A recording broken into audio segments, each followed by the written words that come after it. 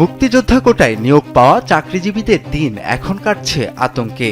এ কোটায় সরকারি চাকরিতে প্রবেশ করা বিপুল সংখ্যক কর্মকর্তা কর্মচারীর মাঝে এখন বিরাজ করছে চাকরি হারানোর ভয়। দেশের ৫৭টি মন্ত্রণালয়, অধিদপ্তর ও ৩টি কমিশনে বিভিন্ন সময়ে মুক্তিযোদ্ধা কোটায় চাকরি পেয়েছেন মোট ৯০,৫২৭ জন। বিগত সরকারের পতনের পর এই বিশাল সংখ্যক চাকরিজীবীর তথ্য নতুন করে যাচাই বাছাই শুরু করে মুক্তিযুদ্ধ বিষয়ক মন্ত্রণালয়। 5+ স্টার রেটিং প্রাপ্ত দেশের সর্বোচ্চ বিদ্যুৎ সাশ্রয়ী ওয়ালটন এসি স্মার্ট কমফোর্ট এখন নেক্সট লেভেলে। প্রথম ধাপের কাজ শেষে বর্তমানে চলছে চূড়ান্ত পর্বের যাচাই বাছাই। এ পর্যন্ত প্রায় ৬৫,০০০ কর্মীর যাচাই সম্পন্ন হয়েছে। তবে বড় ধরনের বিপত্তি বেঁধেছে যাচাইয়ের সময় পাওয়া নানান তথ্যের গরমিল নিয়ে। তদন্ত সংশ্লিষ্ট কমিটি জানিয়েছে, সামগ্রিকভাবে কোটায় নিয়োগপ্রাপ্তদের অন্তত ১০% নথিতে ঘাটতি বা অসঙ্গতি পাওয়া গেছে।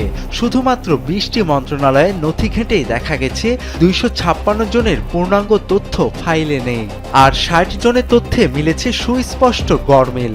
খোদ নির্বাচন কমিশন, জনপ্রশাসন, তথ্য ও সম্প্রচার এবং প্রতিরক্ষা মন্ত্রণালয়ের মতো গুরুত্বপূর্ণ দপ্তরেও এখন অসঙ্গতি ধরা পড়েছে। তবে আশ্চর্যের বিষয় হলো, দুর্নীতি ধরতে তথ্য চাওয়া হলেও অনেক মন্ত্রণালয় তা দিতে গড়িমসি করছে। পিএসসি ও জনপ্রশাসন মন্ত্রণালয়ের মতো জায়গা থেকেও সময় মতো পূর্ণাঙ্গ তথ্য মিলছে না। এই লুকোচুরির কারণে গত ১৯ মাসেও যাচাই প্রক্রিয়া পুরোপুরি শেষ করা সম্ভব হয়নি। এতে করে বৈধ কোটাধারীদের জীবনে যেমন অনিশ্চয়তা দীর্ঘায়িত হচ্ছে, তেমনি ভুয়া সনদে চাকরি পাওয়া ব্যক্তিরাও পার পেয়ে যাওয়ার আশায় সময় ক্ষেপণ করছেন।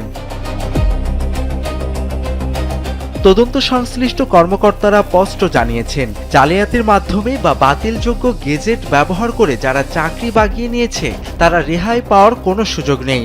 যাদের মুক্তিযোদ্ধা সনদে বয়স কম দেখানো হয়েছে বা যাদের সনদ বাতিলের প্রক্রিয়ায় রয়েছে, তাদের চাকরি যে কোনো সময় বাতিল হতে পারে। তাই প্রশাসনে এখন রীতিমতো থমথমে অবস্থা বিরাজ করছে। তোফায়েল আহমেদ, কালবেলা।